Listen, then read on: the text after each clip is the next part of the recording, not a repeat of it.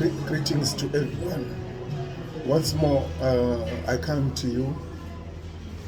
I thank God for the week. The week has been good, and we thank God that we are kept alive. So I made a promise that I was going to make a very long video exposing the heretic teachings of Talent Chiwenga in connection with the issue of election. In particular, when we look at the passage of John chapter 17, where it says in John chapter 17 verse 9, I don't pray for the world, but I pray for these, the ones you have given me. Now that verse is talking of the disciples.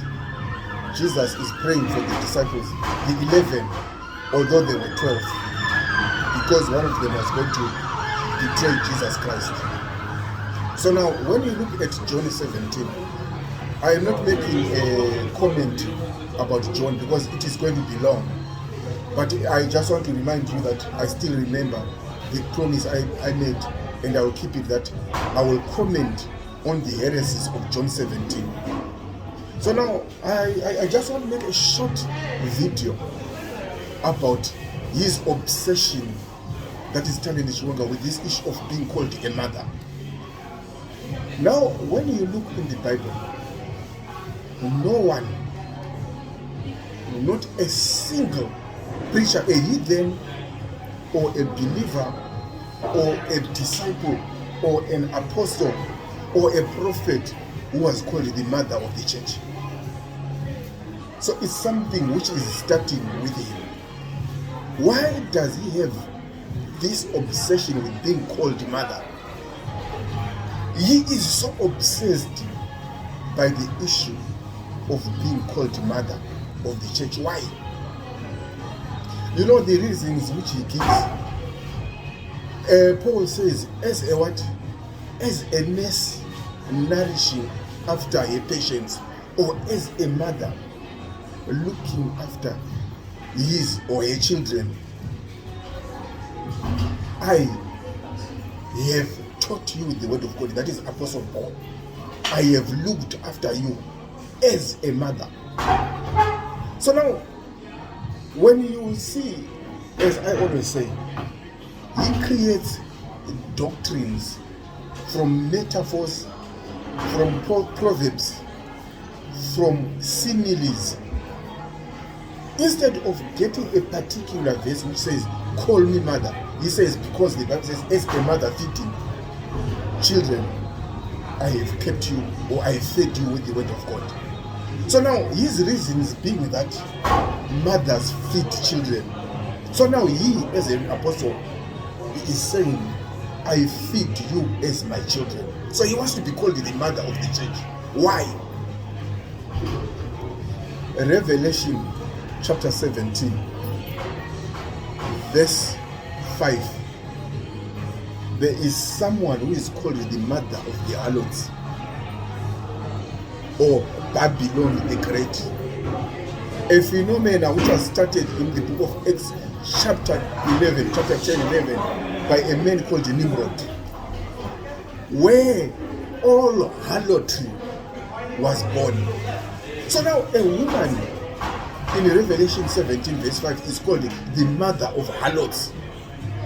So now, when you look at this young man, this confused young man called Talent Chiwenga, and his obsession with being called the mother of the church, you are reminded of Peter. Why? He gives the reasons that the reasons why you must call me mother is because I feed you. Mothers feed children, they breastfeed children.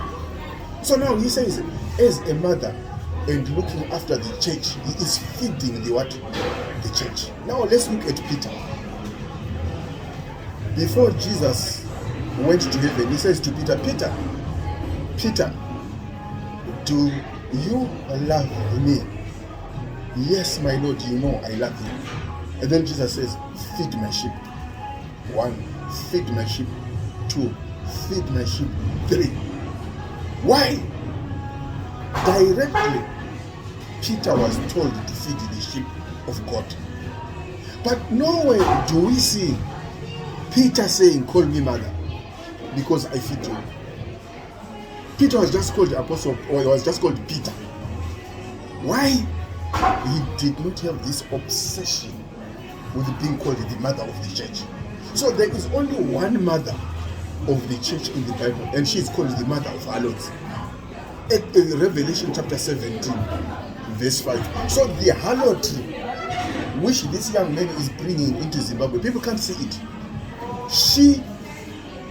He is saying, call me the mother of the church, because he is carrying a harlotry spirit. You know, I was listening to a video where people were asking him questions.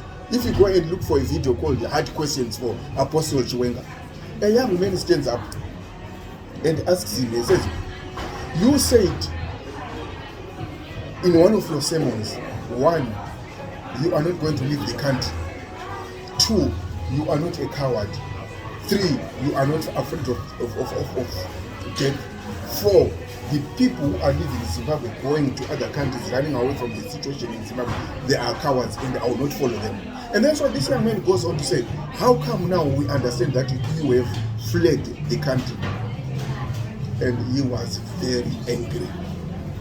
But listening to his answer, instead of answering the question that he fled the country, he says, I am an apostle. There are things which are not written in the Bible, which are only ordered by the apostles, like Apostle Paul ordered things to be done. Even me, there are things which I do which are not written in the Bible.